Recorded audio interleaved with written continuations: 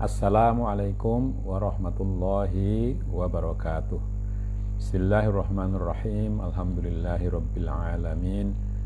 Wa bihi nasta'in wa ala umurid dunya waddin. Wassalatu wassalamu ala asyrafil anbiya'i wal mursalin sayyidina Muhammadin wa ala alihi wa sahabatihi ajma'in. Saudara, marilah kita baca surat Fatihah untuk penulis kitab yang kita pelajari ini, Kiai Soleh Darat. Lahul Fatihah. A'udzu billahi minasyaitonir rajim. Bismillahirrahmanirrahim. Alhamdulillahi rabbil alamin. Arrahmanir rahim. Maliki yaumiddin. Iyyaka na'budu wa iyyaka nasta'in. Ihdinas siratal mustaqim. Siratal ladzina an'amta 'alaihim ghairil maghdubi 'alaihim waladdallin. Amin. Saudara, kemarin ada bagian saya agak ragu membacanya, yaitu terjemahan dari ayat Qul man kana aduwwan li Jibrila fa innahu nazzalahu ala qalbika biidznillah. Jadi di situ oleh Kiai Soleh Darat diterjemahkan, dawuhna sira ya Muhammad marang menungso kabeh sapa wonge nyatru malang malaikat Jibril dumeh nggawa wahyu marang Nabi Muhammad mongko becik matiya kelawan kaku. Ya memang kata mangkana aduwwan li Jibrila itu dalam ilmu nahwu itu ada syarat, ya, tapi tidak ada jawabnya, ya. Lalu para ahli tafsir mengatakan jawabnya adalah fal yamut ghaidhon, ya. Maka di situ diterjemahkan matiyo kelawan kaku. Fal yamut ghaidhon, barang siapa memusuhi Jibril maka hendaklah dia mati dengan dengan hati yang jengkel, mungkin begitu ya, dengan hati yang sangat kecewa, ya. Nah itu, lalu fa innahu nazzalahu ala qalbika, itu sungguhnya Jibril itu membawa Quran ke hatimu, menurunkan Quran kepada hatimu.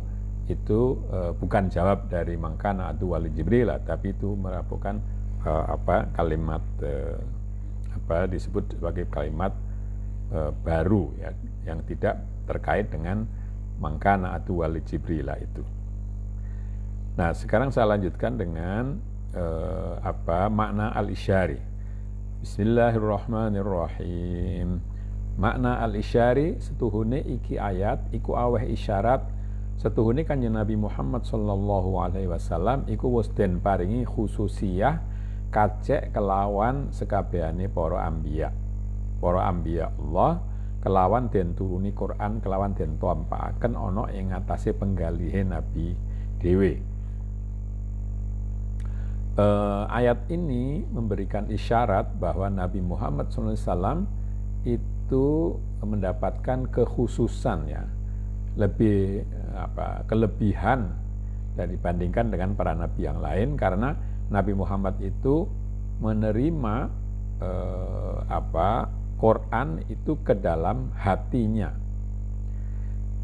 Krana sekabehane kitab iku tumurun babar pisan katulis ana ing papan ora musyafahah, ana ing ati kaya Kanjeng Nabi Muhammad sallallahu alaihi wasallam mengkono ora.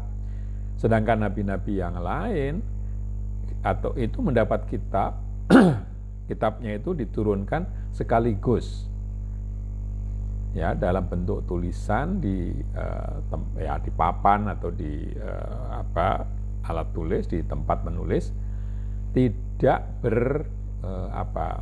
musyafahah, tidak berbicara langsung, ya, mungkin dari hati, di dalam hati seperti Nabi Muhammad SAW. Jadi kalau Nabi Muhammad itu musyafahah itu secara harafiah berarti dari bibir ke bibir ya. Maksudnya ya bukan dari bibir ke bibir tapi berbicara langsung. Nah, sedangkan nabi-nabi lain itu mendapat kitab yang sudah ditulis. Anapun Quran iku mongko tumurune saking kedhik apa anane perkarane hingga 23 tahun saking 3 ayat utawa saking sak surat. Nah, kalau Quran itu turunnya sedikit demi sedikit gradual ya, sedikit demi sedikit, ada yang 3 ayat, ada yang satu surat ya. Lan malih temurune Quran ana ing ati mongko dadi nekaaken marang khusyuk lan tawadhu lan khosyatillah ya. Dan juga karena Quran itu turunnya ke hati, maka menimbulkan khusyuk ya. Khusyuk itu ya mungkin konsentrasi penuh, mungkin begitu ya. Tawadhu ya, rasa rendah hati, min khosyatillah, merasa rendah karena takut kepada Allah. Qala ta'ala law anzalna hadzal qur'ana ala jabalin la ra'aitahu khashi'an mutasaddian min khosyatillah. Seandainya kami turunkan Quran ini ke gunung, maka kamu akan melihatnya khashi'an mutasaddian min khosyatillah, akan tunduk dan tersungkur karena takut kepada Allah. Ya, jadi gunung itu bisa khasyi'an mutasaddian min khasyatillah, tunduk, bahkan mutasaddi' itu artinya ya tidak bisa lagi berdiri, kepalanya di bawah. Lan lamono kitab Taurat iku den turunaken ana ing ngatasé penggalian Nabi Musa, mongko yekti ora buang Nabi Musa ing loh Taurat waktune ningali kaume padha nyembah sapi, lan yekti ora karep meguru Nabi Khidir krana arep ngaweruhi ilmu laduni. Ya, seandainya kitab Taurat itu diturunkan ke hati Nabi Musa, maka tentu dia tidak membuang tidak membuang papan ya, karena Taurat itu ditulis di loh atau bilah-bilah ya, bilah-bilah papan. Maka tentu Nabi Musa tidak akan membuang bilah-bilah papan itu ketika melihat kaumnya menyembah sapi. Dan pasti Nabi Musa tidak perlu untuk berguru kepada Nabi Khidir alaihissalam karena ingin mengetahui ilmu laduni, ilmu yang katakanlah datang langsung dari alam gaib. Mongko ono khuluke Kanjeng Nabi Muhammad iku kabeh saking Quran. Ya, karena Quran itu turunnya ke dalam hati, maka akhlaknya Nabi Muhammad atau tingkah laku Nabi Muhammad SAW itu semuanya dari Quran. Qala ta'ala wa innaka la'ala khuluqin azim. Allah berfirman, kau wahai Muhammad sungguh ada di dalam perilaku yang agung. Tegese ono khuluqin Nabi iku Quran. Maksudnya adalah bahwa akhlaknya Nabi itu akhlak Quran.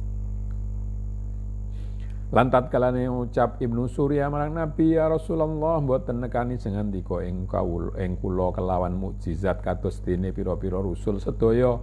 Mongko temurun malaikat Jibril kelawan nggawa iki ayat. Faqala ta'ala. Ya, itu ulama Yahudi yang kemarin sudah disebutkan, Abdullah bin Surya suatu hari bertanya kepada Nabi Muhammad, kenapa Tuhan tidak membawa mukjizat seperti yang dibawa oleh nabi-nabi semua, oleh rasul-rasul semua. Karena itu maka lalu turunlah malaikat Jibril dengan membawa ayat berikut ini.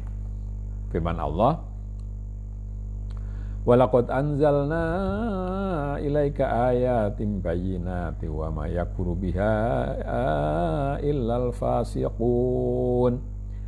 Lan demi teman-teman nurunaken ingsun marang sira ya Muhammad ing pira-pira ayat mukjizat kang wis tela-tela nyata lan ora ana padha angas lan ora ana ingkang mungkir angin wong kang padha kufur angas marang janjine pangirane ing dalam Taurat. Sungguh kami telah menurunkan kepadamu wahai Muhammad beberapa ayat mukjizat. Ya. Ayat itu juga bisa berarti mukjizat, ya, tanda-tanda kata mukjizat itu artinya membuat orang tidak bisa lagi membantah, mukjiz, ya, membuat orang kalah gitu ya. Ajaz itu tidak mempunyai tenaga. Jadi mukjizat yang jelas-jelas nyata, ya. Yang mengingkari dan yang menolak itu hanyalah orang yang kufur, membangkang atas janji tuannya di dalam Tauratnya. Tegese ana ingkang angas ing mukjizate Kanjeng Nabi Muhammad anging wong kang wis kepesthi kafir kaya ahlul kitab kang padha kufur kelawan kitab Taurat lan Injil lan pira-pira kitab. Maksudnya bahwa tidak akan membangkang, tidak akan menentang mukjizat Kanjeng Nabi Muhammad SAW kecuali orang yang memang sudah ditakdirkan untuk kafir seperti ahlul kitab yang kufur kepada kitab Taurat, Injil dan kitab-kitab lainnya. Lantat kalane nuturi Kanjeng Nabi Muhammad ing ahlul kitab ing perkarane janjine Allah ing atase Muhammad kang kasebut ing dalam Taurat, maka ngucap setengah kaum Yahudi Malik bin Saif, wallahi ora den janjeni ingsun ing dalam perkarane Muhammad suwiji janji ora. Ketika Nabi Muhammad SAW memberitahu ahlul kitab mengenai masalah janji Allah di dalam kitab Taurat bahwa nantinya akan ada nabi yang bernama Muhammad, maka ada orang Yahudi yang bernama Malik bin Saif itu mengatakan, demi Allah bahwa kami tidak dijanji di dalam urusan Nabi Muhammad sesuatu janji pun di dalam kitab Taurat. Mongko nurunaken subhanahu wa ta'ala ing iki ayat, maka lalu sehubungan dengan itu turunlah ayat berikut ini. Awakullama ahadu ahdan nabadahu fariqum minhum balaktaruhum la yu'minun walamma ja'ahum rasulun min indillahi musaddiqul lima ma'hum nabada fariqum minal ladzina utul kitaba kitaballahi wara'a zuhurihim ka'annahum la ya'lamun. Ana ta padha kufur kaum kabeh samangsa-mangsa janjeni ing kaum kabeh sapa Allah kelawan perjanjian kang hak, janjeni ing atase den kon iman kelawan Nabi Muhammad lamun zahir. Apakah kaum semua itu menolak ketika atau sewaktu dijanji oleh Allah, sewaktu Allah berjanji kepada kaum itu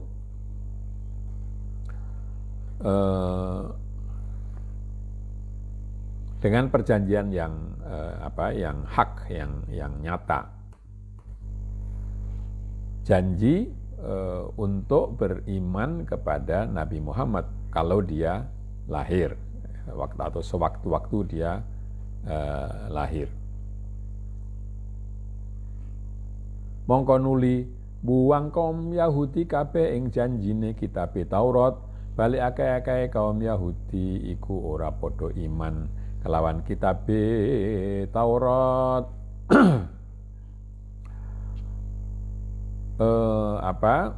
Kemudian mereka membuang, orang-orang Yahudi itu membuang janji kitab Taurat.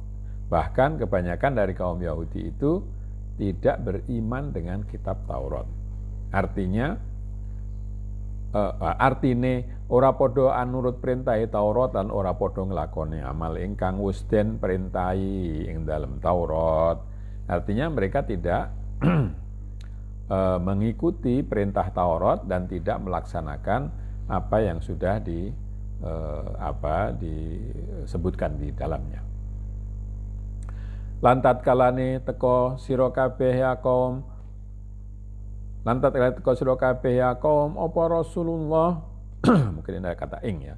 Lantat kalian teko ing sira kabeh ya kaum apa Rasulullah lan iya iku Nabi Muhammad sallallahu alaihi wasallam teko saking dadi utusane Allah kang beneraken Nabi Muhammad kelawan kitab pira Taurat mongko nuli buang sak pontro saking kaum Yahudi kabeh ambuang ing kitabullah dan buang ing burine gigire. Dan ketika datang kepada kalian wahai kaum seorang rasul yaitu Nabi Muhammad SAW datang menjadi utusan yang membenarkan, utusan Allah yang membenarkan apa yang tersebut di dalam kitab Taurat, maka mereka membuang atau sebagian dari mereka itu membuang kitab mereka, dibuang di belakang di belakang mereka. Tegese ora ana padha gelem nglakoni ing jerone perintahe kitab Taurat saking iman kelawan rasul utawa liyane kaya-kaya setuhune kaum Yahudi kabeh iku ora ana padha weruh yen setuhune Muhammad iku nabi lan Rasulullah utawa kaya-kaya ora weruh setuhune iki Quran lan Taurat iku kitabullah ing hale ta wis weruh kelawan yakin setuhune Nabi Muhammad bin Abdullah iku nabi akhir zaman lan Rasulullah. Maksudnya mereka tidak mau menjalankan apa yang sudah diperintahkan di dalam kitab Taurat, yaitu agar beriman kepada Rasul atau yang lain-lainnya. Ya, orang-orang Yahudi itu tidak mengetahui bahwa Muhammad itu Nabi dan Rasulullah, atau seolah-olah mereka tahu bahwa Quran ini dan Taurat itu adalah kitabullah. Ya. Seakan-akan mereka tidak tahu, padahal sesungguhnya mereka mengetahui bahwa Nabi Muhammad itu adalah Nabi akhir zaman dan Rasulullah. Lan malih wis weruh kelawan yakin setuhune iki Quran kalamullah dan kitabullah, dan mereka tahu bahwa Quran itu adalah kalamullah dan kitabullah. Jadi berita tentang Nabi Muhammad sudah ada dalam kitab Taurat, Qurannya membenarkan apa yang disebutkan dalam Taurat, tapi mereka seakan-akan tidak tahu itu, padahal sebetulnya tahu, hanya kitabnya tadi dibuang, tidak dibaca lagi. Yakni artine setuhune kelakuan Yahudi kabeh iku padha tinggal ing kitab Taurat, ora pisan-pisan gelem ngamal kelawan Taurate, krana lamun ngamal kelawan Taurate mongko yakti iman kelawan Nabi Muhammad sabab usten janjeni ing dalam Taurat kelawan den kon iman kelawan Nabi Isa lan nuli Nabi Muhammad. Maksudnya bahwa orang Yahudi itu meninggalkan kitab Taurat, tidak mau menjalankan apa yang ada di dalamnya. Karena kalau mereka mengamalkan kitab Taurat, pasti mereka akan beriman kepada Nabi Muhammad yang sudah dijanjikan di dalam kitab Taurat, dan disuruh beriman kepada Nabi Isa juga, setelah itu Nabi Muhammad. Tapi orang Yahudi itu lalu membuang kitabnya. Jadi tidak membuang, seakan-akan membuang, dan itu tidak mau memperhatikan. Tegese endi ilmu kang ora den lakoni iku iya kaya mbuang kitab ana ing gigire. Maksudnya adalah semua pengetahuan yang tidak diamalkan itu sama dengan membuang ke belakang kitab ya, atau pengetahuan yang sudah ada itu.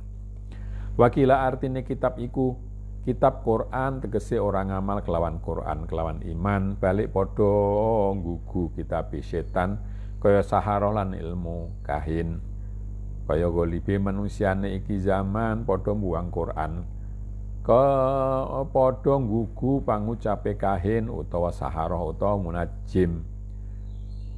Ada yang mengatakan, ada yang berpendapat bahwa maksud dari ayat itu adalah kitab, di situ bukan kitab Taurat tapi kitab Quran. Maksudnya bahwa mereka tidak melaksanakan Quran dengan iman, tapi mereka malah mempercayai kitab para ahli sihir dan ilmu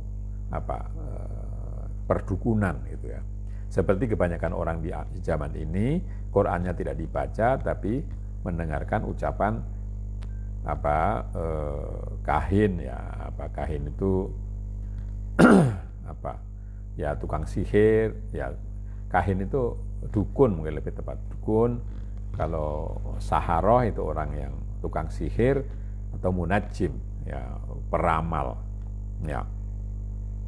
Sekarang ditambah lagi di zaman modern ini, ditambah lagi sharing-sharing yang tidak bertanggung jawab juga malah didengar, sementara kitab Qur'annya tidak diperhatikan.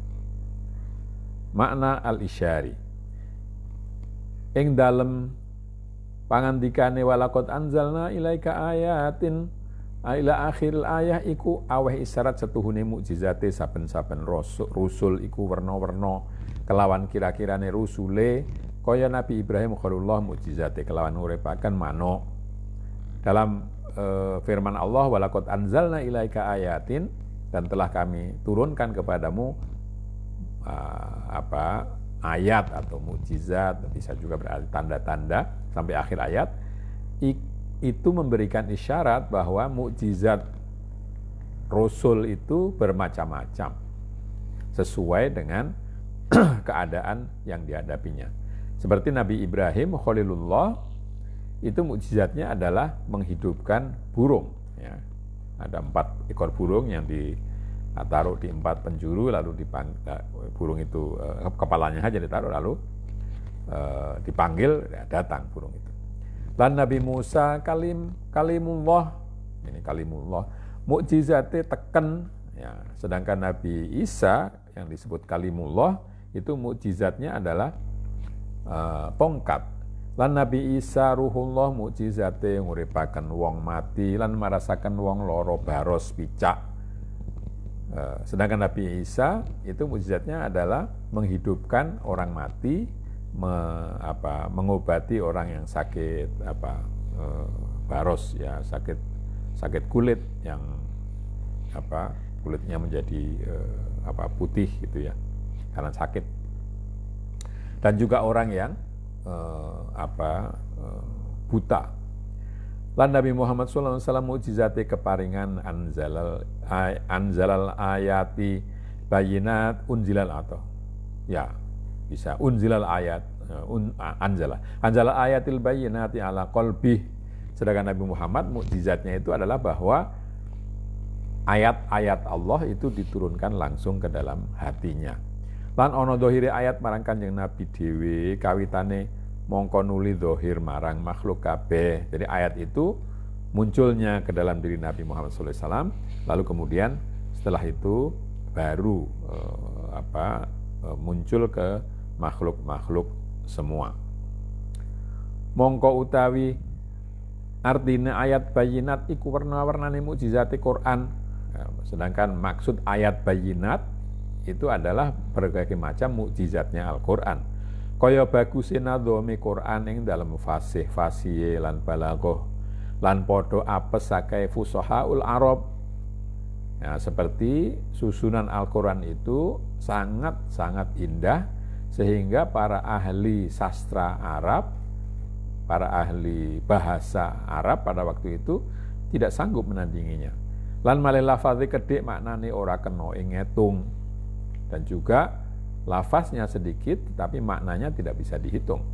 Lan malih sekabehane kitab para rasul iku wis klebu ing dalam Quran saking pira-pira ahkam lan mawaid lan hukam dan hikam.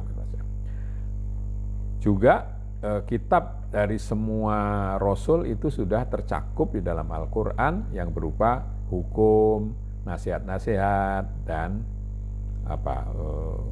kata-kata mutiara. Qala Rasulullah SAW utitu jawami al-kalim. Rasulullah SAW bersabda, aku telah diberi kata-kata yang mencakup. Ya. Lan malih temurune Quran dadi sempurna nikmatullah ala ibadi saking pira-pira ahkamu syariah lan adabut thariqah lan asrarul haqiqah. Dan juga turunnya Al-Quran itu menyempurnakan nikmat Allah kepada hambanya yang berupa hukum-hukum syariah dan adabut thariqah serta rahasia hakikat. Sekabehane ulumul awalin wal akhirin iku wis kumpul ing dalam Quran semua ilmunya orang-orang terdahulu dan orang-orang yang kemudian itu sudah tercakup di dalam Al-Qur'an. Lan malih iku Qur'an bisa tutur-tutur barang kang ghaib minan nuzul ila yaumil qiyamah. Ora ana padha kufur kelawan Qur'an ae wong kang fasikun kafirun kang metu saking nurur ruhaniyah marang dulumatil basyariyatil hayawaniyah. Dan juga Al-Qur'an itu bisa menyebutkan hal-hal yang gaib dari sejak turunnya sampai hari kiamat nanti. Tidak ada yang kufur kepada Quran kecuali orang yang fasik dan kafir. Fasik itu yang banyak dosa, kafir yang keluar dari cahaya rohaniyah ke kegelapan kemanusiaan yang bersifat hewani.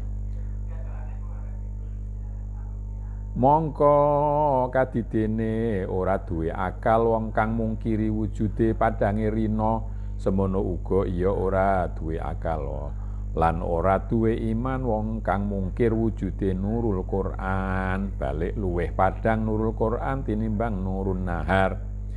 Karena itu seperti orang demikian seperti orang yang tidak punya akal, yakni orang yang mengingkari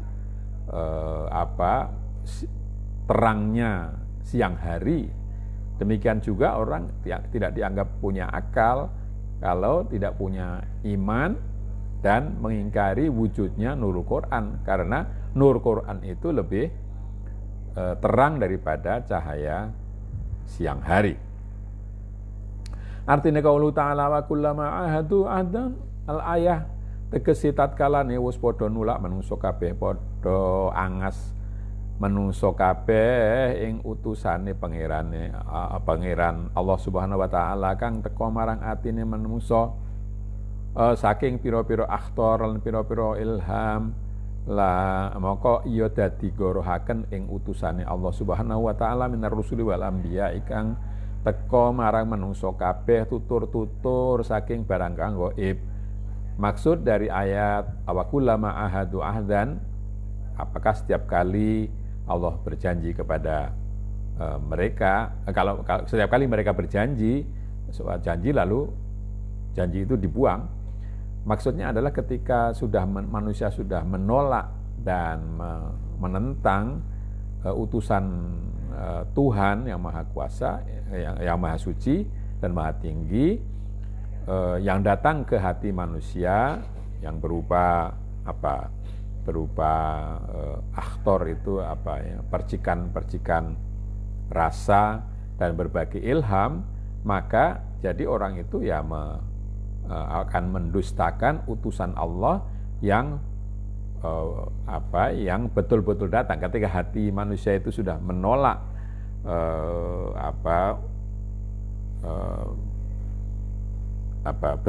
bersitan hati dan ilham-ilham, maka ketika ketemu dengan nabinya sendiri ya itu akan menolak juga.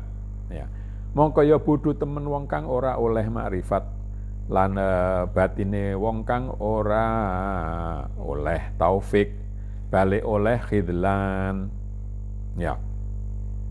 Maka bodohlah orang yang tidak mendapatkan makrifat dan tidak mendapat batin, orang yang tidak mendapatkan pertolongan tapi bahkan dibiarkan saja oleh Allah. Sekira-kira padha nggorohaken ing Rasulullah lan nggorohaken ing pira-pira kitabullah lan padha miturut ing hawa nafsune lan miturut ing syaitan. Ya. Sehingga karena tidak mendapat taufik dibiarkan saja itu, maka dia akan mendustakan Rasulullah dan mendustakan kitab Allah serta mengikuti nafsu dan mengikuti setan. Ya, ini memang ayat ini ditujukan kepada orang Yahudi, tapi sebetulnya bisa terjadi atau banyak terjadi pada orang-orang yang mukmin juga, atau orang Islam juga yang mengaku beriman, tapi mereka menolak kebenaran-kebenaran yang datang kepadanya karena mungkin tidak mengerti. Ya, itu. Saya kira begitu, kita akhiri sampai di sini. dengan membaca hamdalah. Alhamdulillahirabbil alamin. Kurang lebihnya minta maaf. Akhirul kalam. Wassalamualaikum warahmatullahi wabarakatuh.